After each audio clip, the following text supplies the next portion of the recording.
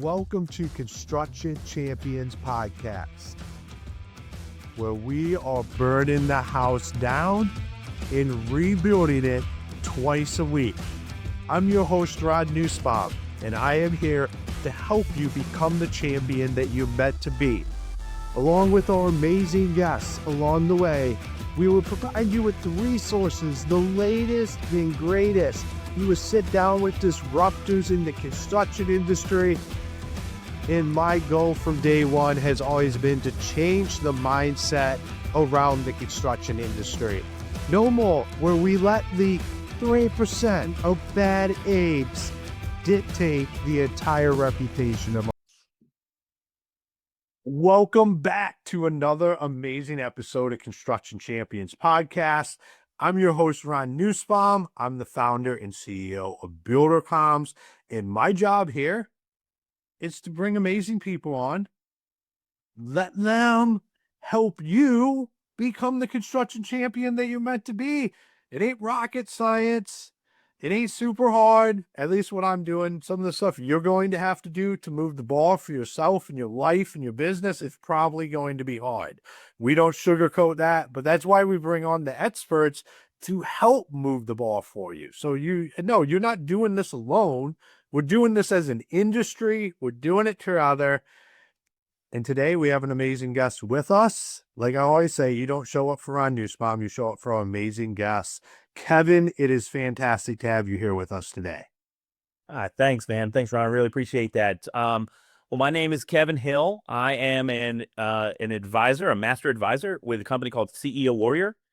And we do business, leadership, financial coaching in the home services world. And that can take on many, many different avenues. But, the organization I worked for prior to joining CEO Warrior, we were a member of CEO Warrior for many years and graduated through for myself to become an employee of the company. Loved it so much, wanted to join it. And been here for about 2.5 years and absolutely love what I do, helping owners, critical managers, and leaders just up their game.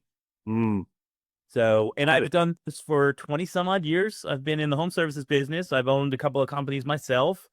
3 of the organizations I owned have gone to sale positively, which is nice to say. And I learned a lot of things. I always tell the people who trust me with their businesses, I always tell them one thing: learn a lot more from my mistakes than you ever will from all the positive stuff I did.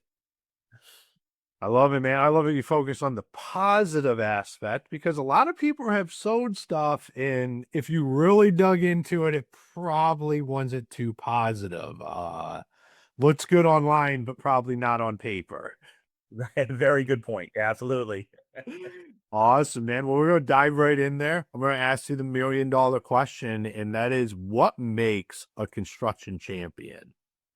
Yeah, so it was a great question. And so to me, I think someone who can understand what mindset they're in and move their mindset to, you just said it, a positive thinking. If you're a leader, if you're a champion of your organization and you're the one that has the worst attitude, you're the one that comes in with the head hanging low and not the positivity, not the cheerleader, but you expect your team to be 5-star reviews, excellent energy, the best people out there, right? I used to talk about this and say, I sat in my first service meeting ever way back in the day, and I watched the service manager go around the room, and it was, you suck, you suck, you suck. You're pretty cool. You suck, you suck. Go out and give me 5-star service.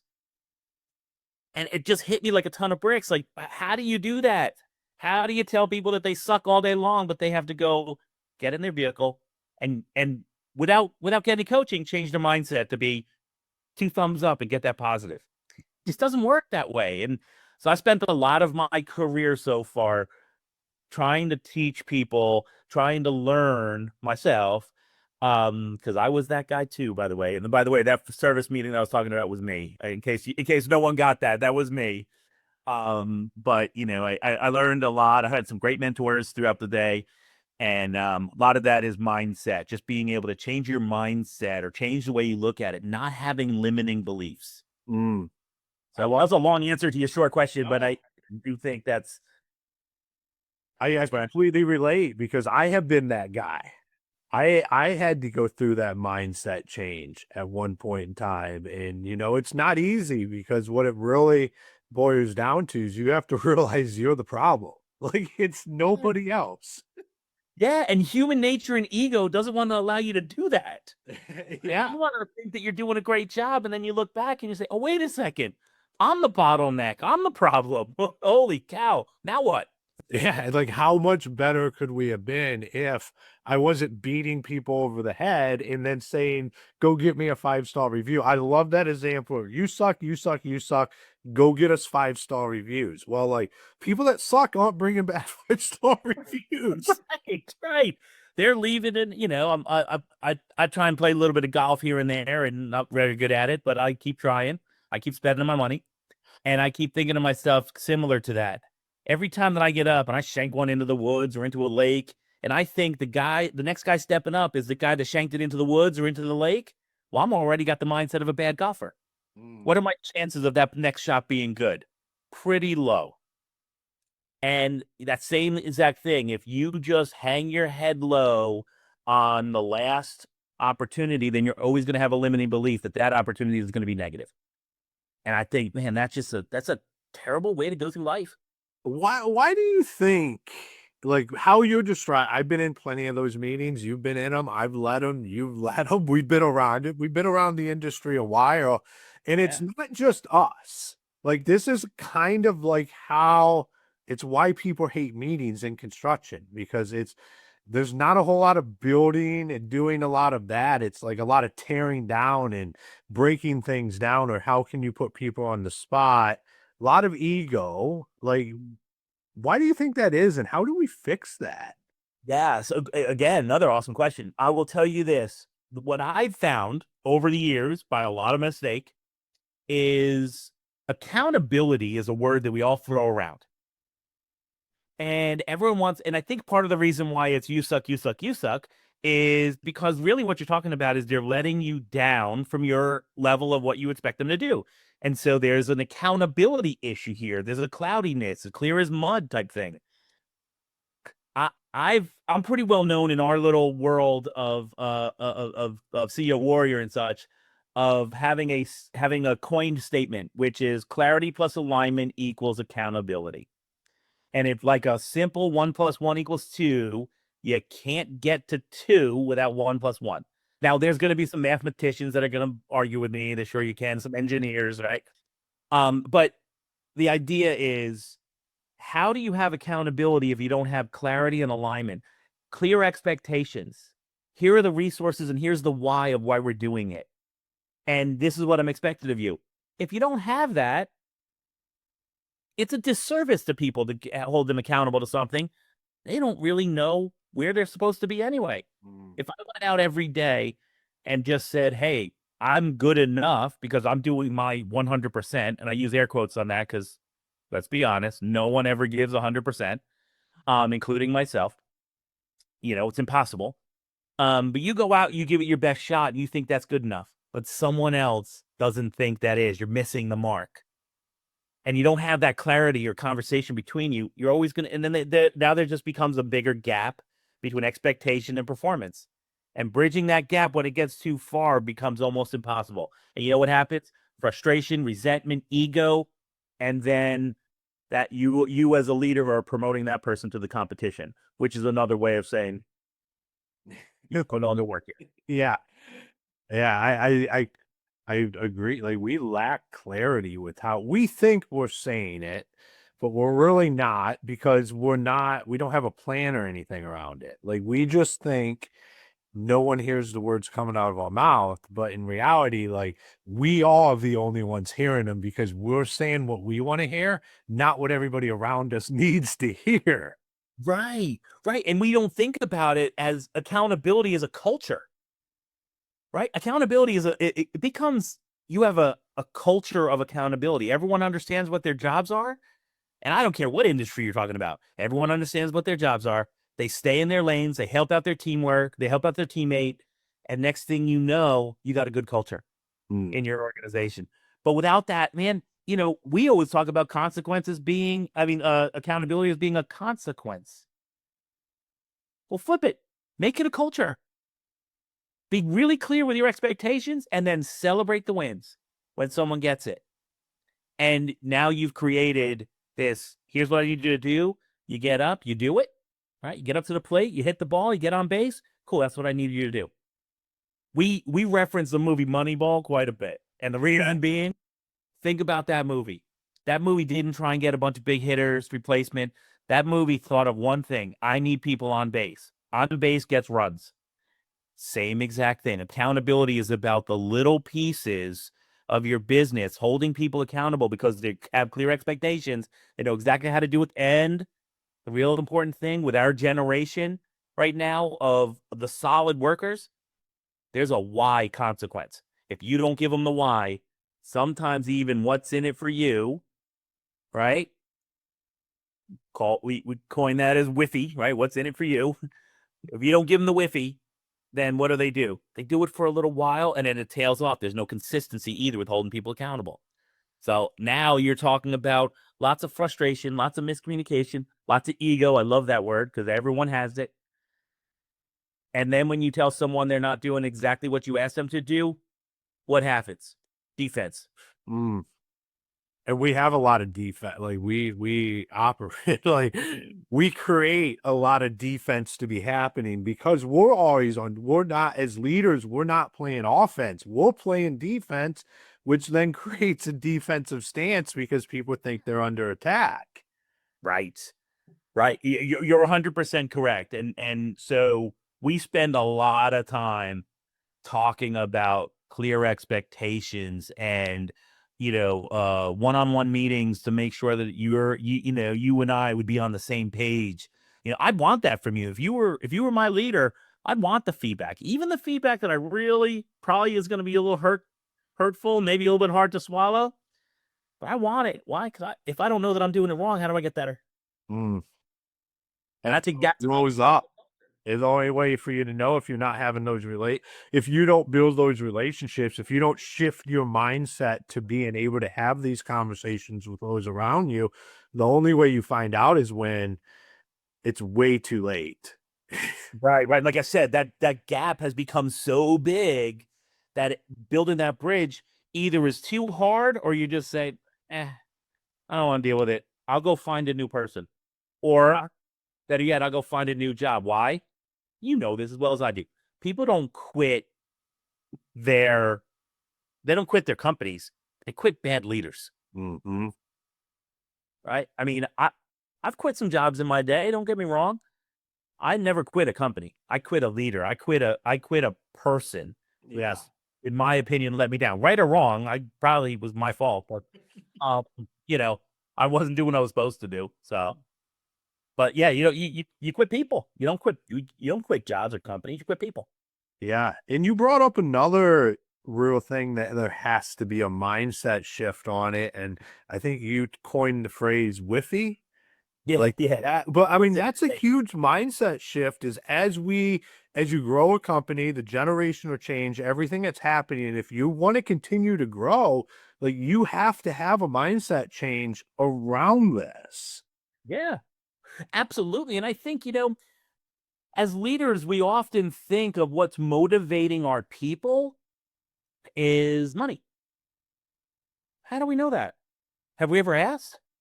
Have you ever just sat down and said, hey, by the way, what's your why? What motivates you? What drives you? And then driving their actions or even some of their consequences, coaching moments, towards their why. You ask that question, most people are going to say their family, church. Like there's always going to be something that kind of drives them. But I loved knowing that. And at one point, we had 80 some odd employees in our company. I knew the why of every single person. Mm.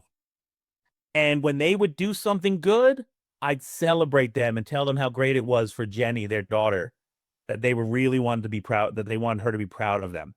When they did something bad, like not show up to work a whole bunch of days and never tell me about it, the old no call, no show.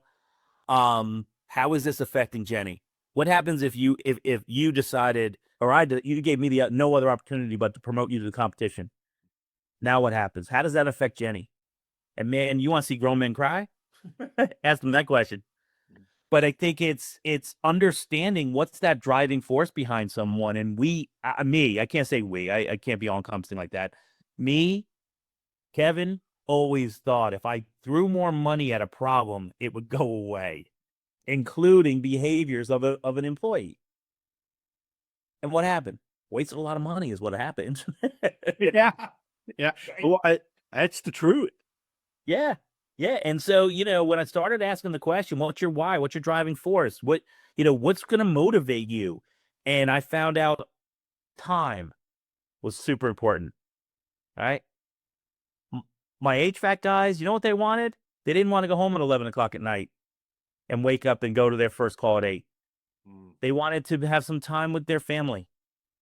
Maybe an additional day off during the week when their wife, who's the nurse, also gets a day off. So they could I don't care if they sit on the couch and stare at each other all day long, but they had that connection, right? Yeah. And that was motivating to them, an additional day off. My contest that I would run on a regular basis didn't always say, win the contest, get $500. My contests were win it a day. I'll give you an extra PTO day. Give you a whole day paid.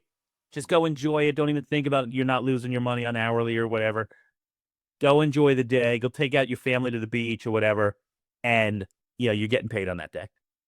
And it found, holy cow, the fact that I even asked that question was nice. The fact that I actually gave them what they asked for drove more behavior than any dollar amount that I put down that I could afford as a business owner, right?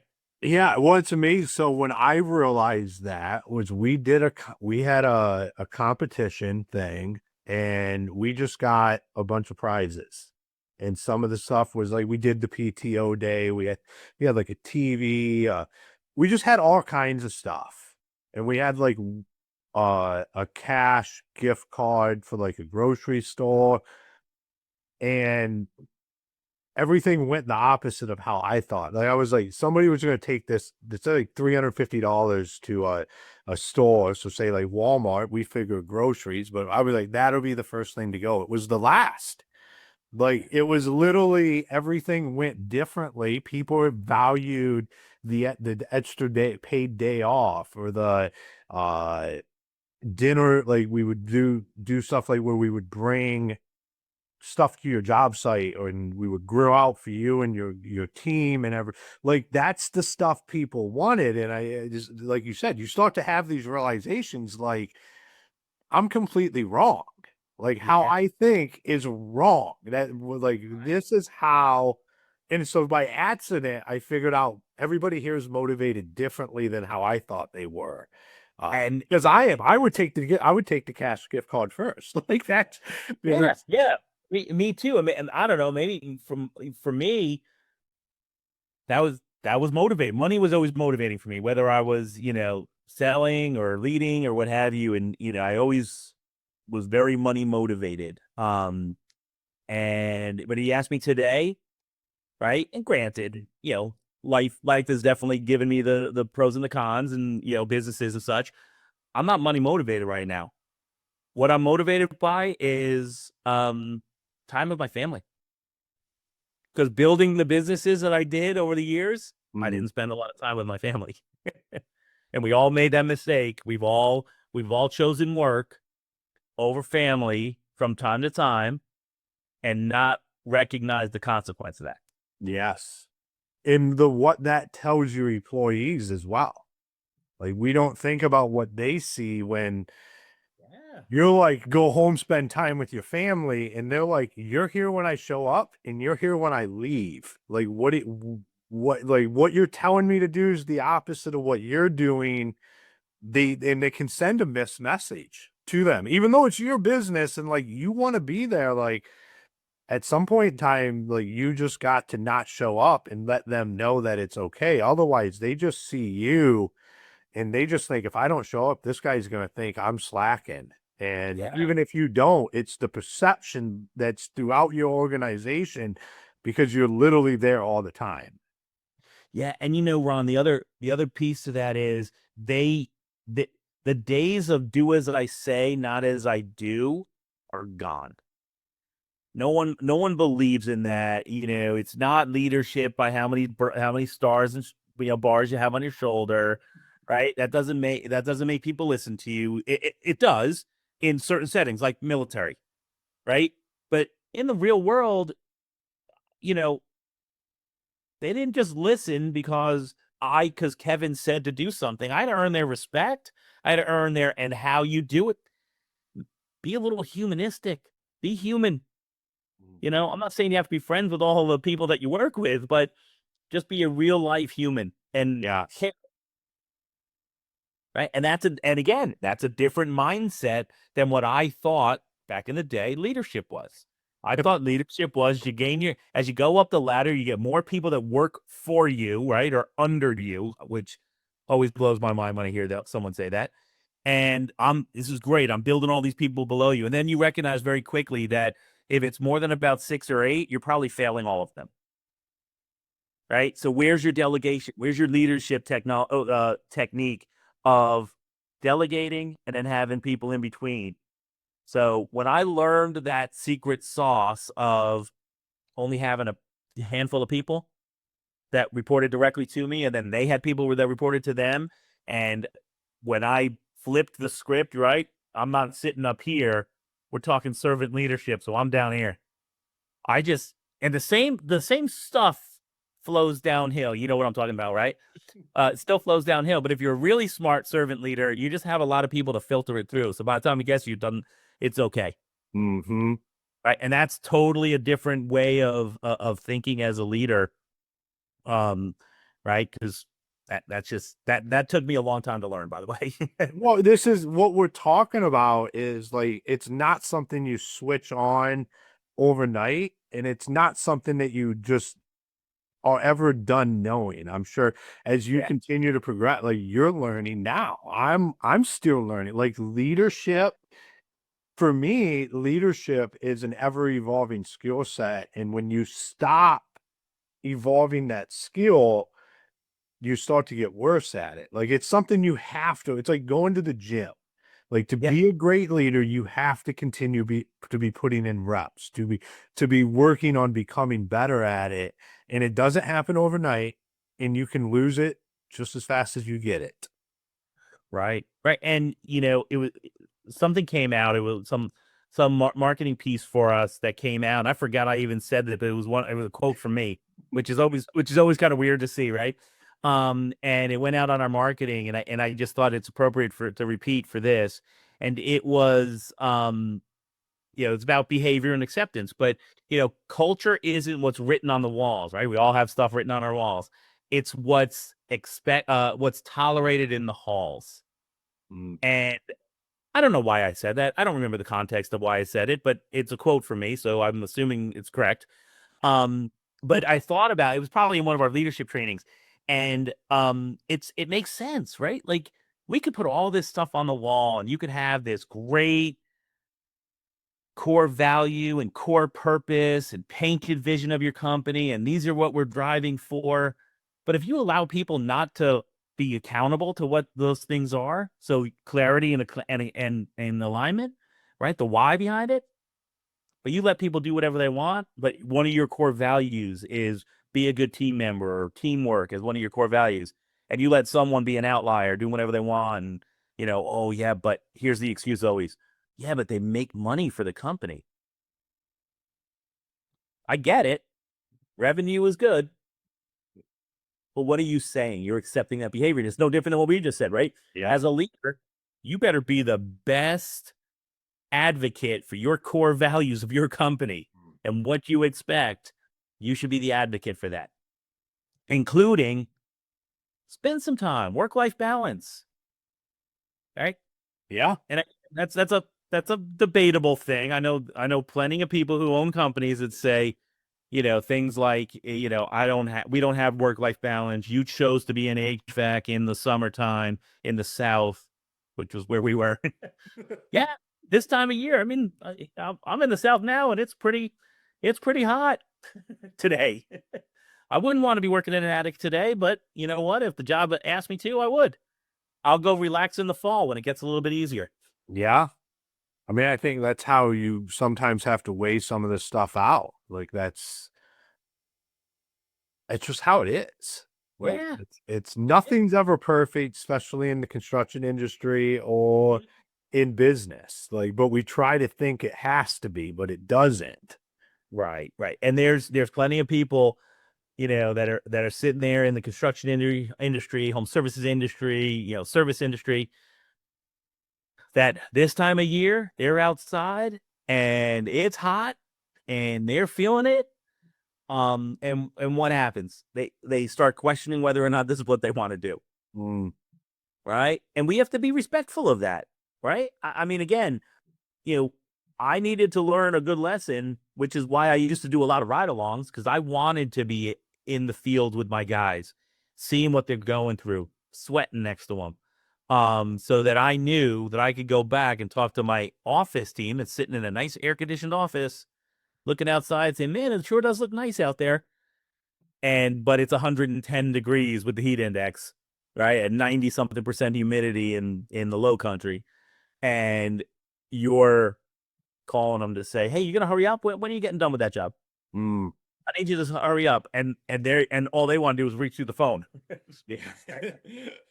So you got to be mindful of these things. You don't think about it because sometimes we get blinded by serving a client and revenue. But at the end of the day, we still have to be cognizant of our employees are out there doing the work, putting in the time, putting in the effort. We got to recognize that. And again, I think that's another part of leadership mindset shift is it's not just barking the orders. It's actually understanding what those folks are going through out in the field, and how can I be a best resource for them? Not just how can I tell. It's not just continuing to crack the whip to get more effort. Right? You got to understand there's breaking points for everyone, and you have to know those. And part of it is, like we said before, the why gives you a lot of understanding of what drives people. You want to do a little extra? Talk about their why. Talk about what they drive for. Talk about what's important to them. Not we need revenue. We need to get this job done on time. If we don't do that, then things are money's going to be off. Like who cares? It's 140. It just stresses them out. Yeah, yeah. And you know what? Tell me this when I'm not sitting in the 140, 150-degree attic. Because right now I don't care. I'm literally wringing wet. Well, yeah, learn that the hard way too, by the way. Just so He's the wise here. That's what I love. I love when I think there's no greater place for us to be as leaders is than out in the field. Call me biased because I came up through the field and I just have a love for it. And I believe that's where everybody can learn the most about the heart of the company, what's actually happening, and where you can gain the most perspective and also have the biggest impact on your business because those guys and ladies that are out in the field, they will move the needle for you. If they feel if they could feel that passion and that love, they already have it. They just want somebody to have it with them and to feel like you have their back. And that's just by having conversations with them. You don't even have to side. love that. You can disagree with them. They just want somebody that's there to be able to say, this is why. Yeah. Or this is why we're not going to do that. And it's the greatest way to move the ball in a company is to be out in the trucks. Yeah, no, 100. I couldn't agree with you more. 100% agree with that. It's the times where you got the closest to your people, the times where you kind of banked the I might need you later favor is at 11 o'clock at night, 1 o'clock in the morning when they needed you and you literally were out there with them. Yeah. Sweating them, doing their job with them, being right next to them. And again, I thought it was kind of funny when I started in HVAC, plumbing, and electrical world. Prior to that, I had a recycling company, and everyone just thought that I sat in an office. So when I showed up, they were like, "Oh, this guy, right? He's gonna be like the soft hands, not know anything." Day one, I said, "Hey, do you mind if I back your truck up?" And they were like, "Oh, come on, man, you don't know." We don't need a wreck today. Yeah, yeah. What they didn't recognize is, yeah, I own the recycling company, but for the last 6 months, I was out there hauling, driving a garbage truck. I certainly could back up one of our, our work vehicles, right? If I could parallel park a garbage truck, chances are I could do it for a Ford Transit, right? Mm. Um, or but they just didn't assume, right? They thought, here's this guy with the soft hands and the business guy, and never really thought anything of it. And day one, literally pulled their vehicle out, trailer and all, and literally parallel parked it, and they were all looking around like, who is this guy? And that was like day one. And then I just thought, you know what? That was actually pretty cool. When I looked around and saw what they were doing, I just jumped in the car with people. What are we doing today? How can I help? And I could be the guy handing them a screwdriver for all I cared. But that's where they got that's where I earned their respect, rather than me coming in saying, you got to give me your respect because I have more stripes on my shoulder. And they don't know. I remember I had been removed from the field for a couple of years. I had got one of our foremen. They were just having a hell of a time on this job site. I had talked to him multiple times, and I was like, "Here's the deal, man. My last meeting ends at 4 o'clock. You're 45 minutes from me. I would be there just after 5. Like, just get done what you can, and I will show up out there." Showed up, and his crew is practically like, they're laughing. Like, they're like, why did you call him out here? And he goes like, this is the dude that taught me everything. What do you mean, why did I call him? They had never known me because I was so disconnected from the field. And then I just handled it, and I restirred all of that up. And the next morning I had people coming up to me going, I heard you were out on a project at 7 o'clock last night doing what they couldn't even do. I would say all I was doing is what needed to happen. Like, that is it. And now they can handle it next time. But that is disconnect, because those people that worked on his crew had no idea what I was capable of, because they had never seen it in action. All of our leadership had it. I started to realize, like, there's now a disconnect between my leaders in the company and everybody else, because, like, the leadership knows, because they were there with me. They were my crew guys, and then I'm trained them to become foremen and then field superintendents. But, like, down the range, everybody just thinks I'm somebody sitting in an office all day and have no idea what they're even doing out there. So that led into a whole nother cycle of, like, I spent the next 6 months every other week. I just went with a crew for an entire week and just spent it with them. Yeah. Yeah, no, again, 100% agree. Well, my ride-alongs got me more credibility than anything else. And whether I was able to do the job technically or just be a resource, I had a sales background, so talking to people wasn't really much of an issue. But it was really, it was great. And then I had people asking me, "Hey, can you ride along with me today?" Oh, sure. I had a job to do, but you know what? My job, some of the things I had to do, spreadsheets and the boring stuff, reviewing of a P&L, whatever it was that I had on my plate that day, that can happen Saturday morning. That can happen later on tonight. You asking me is more important than anything else, and I'm going to drop everything and I'm going to go. I'm on, sometimes they just want to see you standing there sweating. I bet you the upgrades went through the roof on your ride-alongs. 100%. Background. That's probably why they wanted you there, because they're like, I need to learn how to do this. Exactly. And, having a good conversation with a customer and having them go, getting some upgrades or getting something that, enhances their safety, comfort, or efficiency a little bit better. And then, they got commissioned on that. So yeah, they're always like, hey, let me bring in Kev with me and see what we can make happen today. So yeah, I love it. Some people, I haven't been in the trenches in a while. But some of those people still call me. I just talked to my one of my sales guys today, right before this call today. He called me and was telling me what was going on at the house and asked my opinion on something. And I was like, I'm in, man. Yeah. What do you need from me? And he hasn't worked for me in years, right? Or worked with me for years. So yeah, I love it.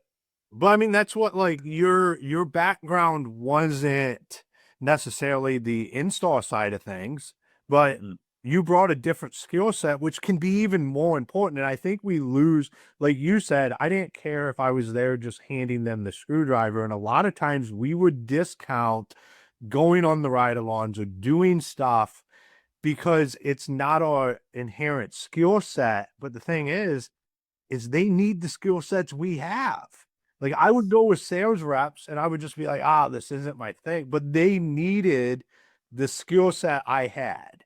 They needed that education, and I needed to learn from them how the sales, and we lose sight of that. We all are on the same team here, and we have stuff we can learn from each other. So just by you being there handing that screwdriver, you brought a skill set that they did not have at the time that majorly benefits them in the long haul. Right. Exactly right. Exactly right. And it could be the littlest of things. The littlest of things. Just having some of these guys. I mean, some of my folks rode with partners, right, as teams. Some of them were by themselves, and some days they just needed someone to talk to. And we forget that there's a human side to these folks, right? We think great, technical skills, really gets the job done. Everything looks wonderful. Their trim work is great, or whatever they're doing. Everything is fantastic. We forget there's a human side to this person, right? What happened with that conversation driving in, right? Somebody's spouse or significant other gives them a call, doesn't like what happened, right? Now they got to carry that weight all day. And again, be human. Ask and be genuine with the how are you doing? We're so used to just saying, hey, how you doing? Right? And just walking by. You didn't really care how they were doing. It was your greeting, right? It's the opposite of just, walking past someone and shrugging them off. It's the nicety. Yeah, I came from a world, I grew up in the Northeast. I came from a world where you ask someone that, they're going to ask them, why do you care? Right? Like, I grew up in New York. And so, you ask me, hey, how are you doing? What's it to you? But that's your answer? Now I live in the South. It's a lot different, right? You ask, hey, how you doing? I actually genuinely care. I want to know how Ron's doing. Right? We got to remember, it's all about if you have that genuine, right? You're being genuine and you ask that question with integrity, you actually care about someone. Right? I learned this the hard way too. I had a couple of guys from military vets from me that worked with me, and they would give me the feedback that that as much as they appreciated it, they felt like it was just something that people said when you say thanks for your service. Right? It just became almost like white noise and appreciated, but not genuine. And I never thought about that. I say to anyone who I meet that I hear, oh, I was in the military. Oh, thanks for your service. Right? But am I doing it genuinely, or am I doing it because that's what I feel like I should say, or is what's expected for me to say? But when I do it with some, being genuine and really just pausing and waiting for the answer rather than just saying it and moving on, people actually said thank you and felt it. Right? We say it like, yeah, thanks for your service. By the way, blah, blah, blah, right? Go on with your sentence. Oh, hey, I really appreciate your service.